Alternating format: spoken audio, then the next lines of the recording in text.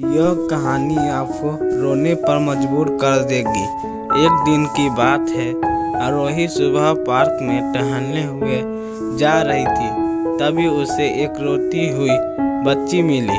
आरोही ने उसे रोने का कारण पूछा तो लड़की ने बताया कि वह जिस गुड़िया से खेल रही थी वह इसी पार्क में कहीं खो गई है। आरोही ने उस बच्ची को उसकी गुड़िया ढूंढने लाने का आश्वासन दिया, जिसके वह बच्ची चुप हो गई। आरोही ने गुड़िया ढूंढने के लिए समय मांगी और फिर दूसरे दिन गुड़िया लाने का वादा कर वहां से चली गई। पर गुड़िया ना तो आरोही को मिली और ना ही उस बच्ची को। आरोही ने गुड़िया की तरफ से एक काल्पनिक पत्र पर उस बच्ची को लिखी और जब वह बच्ची पार्क में गुड़िया पाने की आशा में आई तो आरोही ने वह पत्र उस बच्ची को पढ़कर सुनाया। पत्र इस प्रकार था, कृपया रोना मत, मैं समय समय पर उस गुड़िया के बारे में तुम्हें लिखती रहूंगी, बस तुम रोना मत।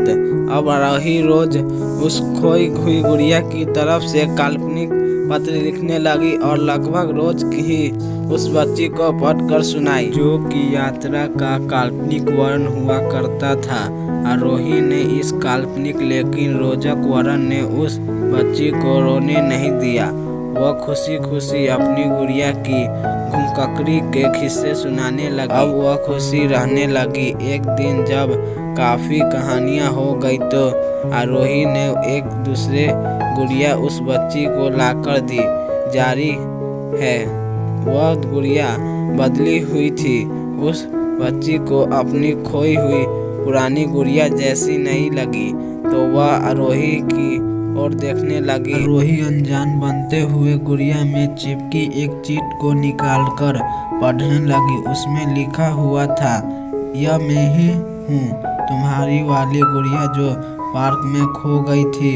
दुनिया भर की लंबी यात्रा की वजह से मैं थोड़ी बदल गई हूँ। बच्ची को इस गुड़िया को आरोही पर विश्वास हो गया। वह गुड़िया लेकर घर चली गई। वर्षों बाद जब वह बच्ची बड़ी हो गई तो एक दिन वह अपनी अलमारी में कुछ ढूंढ रही थी तो उसका ध्यान उस गुड़िया पर गया जो आरोही ने उसे दी थी। बचपन की बातें याद कर वह हंसने लगी। उसे सब समझ आ चुका था कि आरोही ने कैसे उसका मन रखा। उसे उस गुड़िया पर फिर प्यार आने लगा। वह उसे बड़े गौर से देखने लगी।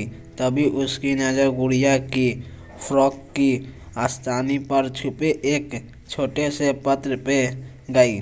उसे बड़ी व्याकुलता से वह पत्र निकाला और पढ़ने लगी। पत्र में संक्षेप में यह लिखा हुआ था, हर वक्त चीज़ जिससे तुम प्यार करते हो कभी ना कभी तुमसे खो हुई जिंदगी और जो तुम्हारे पास होगी वह तुम्हारे लिए सच रूप में बनी होगी। रूप भले ही भिन्न होगा पर प्यार एकदम खालिश होगा।